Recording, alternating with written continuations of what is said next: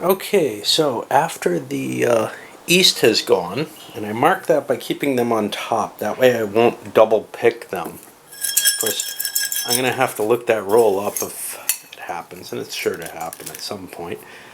But not right now.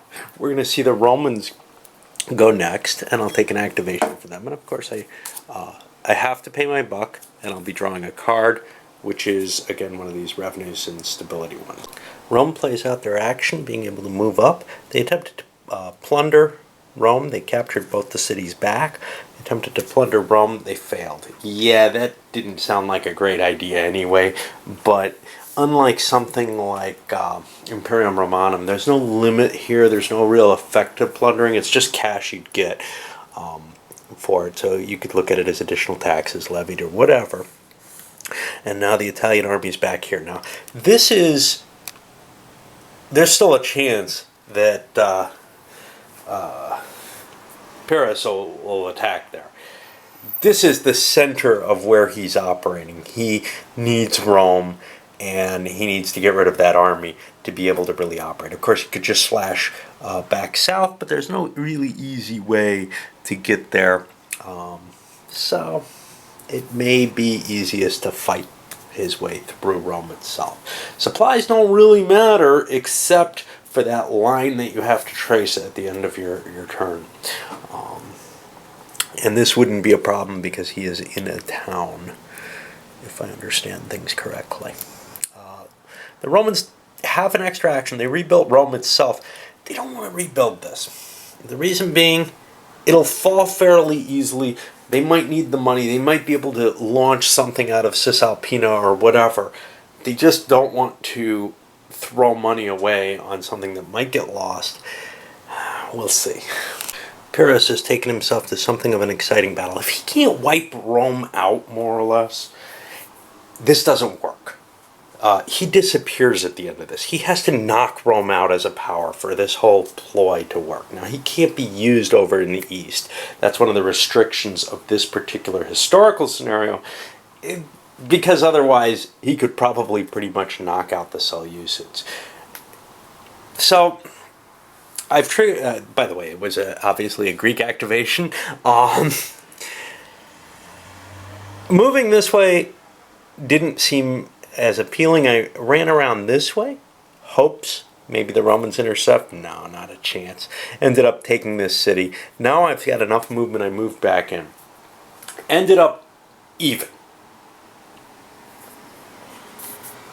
Goes to the bidding. That's including strength, etc. The Romans have like 17 strength points here because of the defenses of Rome, which they built up. The Greeks have like 14. That is not quite 1.5 to 1.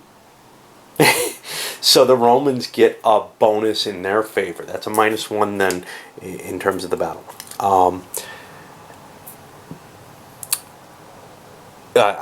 However, Pyrrhus is a better leader than the Roman leader, so that's a +1.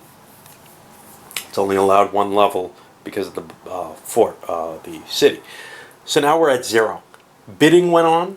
The Romans, I believe, spent 4, and the Greeks spent 3. So and I do this kind of randomly, but this is a more important battle, so the stakes were increased. The Romans got the siege advantage. The Greeks are kind of cursing themselves, but they're low on money. They've only got $5 left, but they had something sticking in their hand, this tactical surprise. That gives them 2 extra dice. So right now they have +1 on the battlefield. Chances are they're not going to be able to take the city with this, but a really good roll they could. And at the very least, they can do more damage to the Romans than they take. And indeed, they get a nice roll. And I'm going to have to go through all that kind of calculation stuff now. Most of the battles recently have been kind of,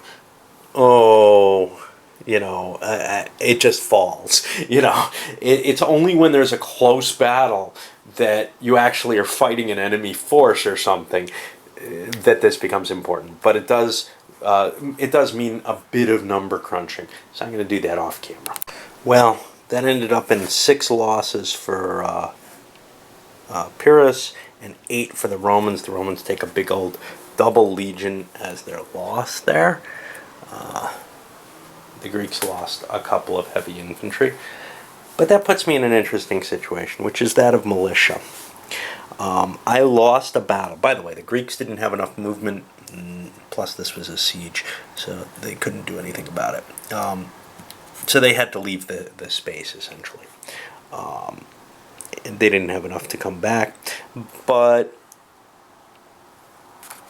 I can roll a die, have that number, and rounding up, and get that much militia. That is going to cost me stability if I do that. It costs me 1 stability, but I think it's worth it. I'm really kind of on the ropes here. The numerical losses may be enough, so I'm going to do that real quick and see what I can get out of that. I only get 1, so for 1 stability, that's not a good trade. I get 1 Roman, not garrison, militia. Militia are like regular light infantry or whatever, except I can't leave my home territory with them. But that'll give me just a little bit more strength, a little bit of help towards defending my lands. For minor moves, instead of expending money to build up their cities that they've captured that they don't think they can really hold on to, instead they did a couple minor moves to gather their forces down here in Ionia. Now that's got a couple of effects. One of them is, yeah, there's more defense down here, a couple heavy infantry on this town here, to make it a little harder for the Seleucids to come in. The other, though, is they lost Ionia, which is painful because it's a $2 area. That is now owned by Pergamon, if there were such a thing. Essentially, they no longer hold half of it, or more than half. All they have is, I think, these 3, assuming Lesbos and Chios is part of it, which I'd have to look up. There's a little chart that tells you all that stuff. But I'm 1 short, which means I've got to move troops there to fill that in. But there's nothing significant I can move. Getting my forces up here, getting that strength into place to help defend that. That may convince the Seleucids not to press this attack. Or not, who knows. The Seleucids went next. Their card draw was this change in foreign policy. That gave them kind of a bonus. An objective. In this case, the letter. Not too helpful here. You look it up here, it's control of the Danube. That's worth 8 geopolitical points for them, only 4 for Greece or Rome. If they can make it into here. Well, that's the direction they're heading. They're all for this. They're rather gung-ho on this idea. We'll see where it gets them, but as of right now, that seems like a pleasing reinforcement of their plan. And they got this bonus chit earlier in the game than they could get it otherwise. Otherwise, they only get it in the purchasing phase or whatever, if they choose to pay the buck or whatever for it. Okay, well, these Easterners marched up, attacked here, hit it once, were beaten back. They took no damage themselves, but they weren't able to destroy the Greeks. Beaten back here, they had enough movement to move into here. Again, attack again, and again they were thrown back. Unable to take the city. There was actually an attempt to withdraw by these guys. I can't find anything. You would think that a failed attempt to withdraw would catch them outside the city. I can't find anything that covers that. So, well, it wouldn't make a lot of sense because the city would still be the enemies and you'd have to get away from it in that case anyhow. That's their major move. For their minor move, I think they're going to build up a city here. Not a city, but a village there. They have nothing else they can build, but it seems to me a good idea to use the minor moves for that. I could also shift troops or something, maybe break this down into garrisons. I broke one of the units into garrisons so that I could hold this location, even though I was, planning on advancing further, but now I got thrown back to it. But I can use that garrison to build a town at least. Next 2 activation draws coming up were east. Those can't happen. You can't have 2 in a row. So unless it's forced by the cup. So Carthage gets the next one. For the Carthaginian move, they moved the infantry up here and then also moved the leader using a minor move It's doubled movement, so they could get them there without even using the naval movement. That left them one more minor move, and what you'd like to do here is maybe build a town in one of these garrison spaces. The problem is money. I only have $3 left, and with that little amount of money, I want to save it because I've got more activations. I got 2 more activations. That only leaves me with $1. I don't want to spend it all. The reason Carthage is low on money is all these heavy infantry they built for the attempts to conquer Hispania. I forgot to mention their card draw. Successor wars roll on. Now, in this scenario, this ultra-historical or whatever, you know, the one where the Seleucids and the Ptolemaics aren't allied. Now, these cards can intervene with them anyhow, but what happened was the Egyptians were... the Carthaginians had the option. They can either cause problems for Greece or problems between the Seleucids and Ptolemaics. They chose to take the Ptolemaics because they think Greece is kind of doing their work for them, tying things down in Rome, and they'd rather take some pressure off. So what they did was a quick attack into Judea. Now, the Egyptians have to return back to Egypt, which makes things kind of difficult. If they're going to do a land attack, there isn't much other than Jerusalem that they can take, which they did. I restored it immediately because there's no clear rules that I found on what would happen there, but this would really annoy me, just to have that always at -1 strength from now on. So, you know, the question is, do you want to destroy the city or not? I did not want to destroy the city. I want to keep it. The Egyptians do have the possibility of doing naval actions in here too, especially with the Seleucids having no navy yet. I could make a strike as far up as Antioch, which would really throw them into a tizzy. But they're more capable of reacting to that right away. This one's just more of a pain in the butt. They're going to lose not only the income, the 1 point from Jerusalem, but also Judea.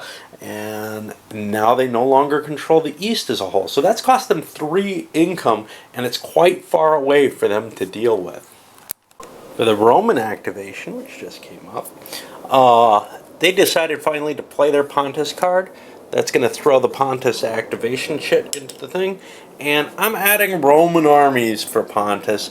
I've got to try to remember those aren't really Romans, right? It probably isn't going to matter. This is a one-time card. Pontus is now Rome's ally, and they're going to help. They're going to help by fighting Greece. Is basically the way they see it. I still got to figure out what I'm going to do with my Romans, though. They don't have a lot of money left. They only have $2 left.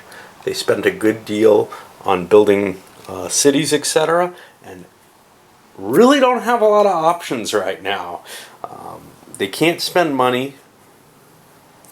They could maybe divert this legion, or pair of legions, down to try to take this territory back.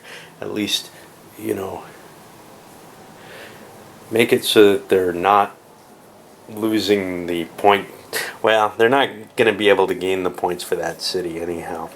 So I don't know. They don't have the money to build troops, though. That much is for sure. And well, they moved through. They just had to walk through this. This was, you know, a reduced village or town. So it just surrenders. It doesn't really even do anything. They left their garrison up here. That's a little bit of a weakness, but at least it keeps them Cisalpina. And they've got further defenses now in Rome, an extra 2 legions. That's significant. It doesn't look like Paris is going to be able to take Rome this turn. So now the question is, well, can he go back to Bruttium? Or does he have to deal with these Easterners, or what? Remember, nobody's got any kind of alliance cards, so they can't really talk. I may twist that a little bit, but as of right now, I think any kind of alliance or agreement that would involve stopping this successor war going on between Greece and the Seleucids would be pretty much probably require an alliance type card. Alright, I'm going to load this one up because I'm about ready for sleep.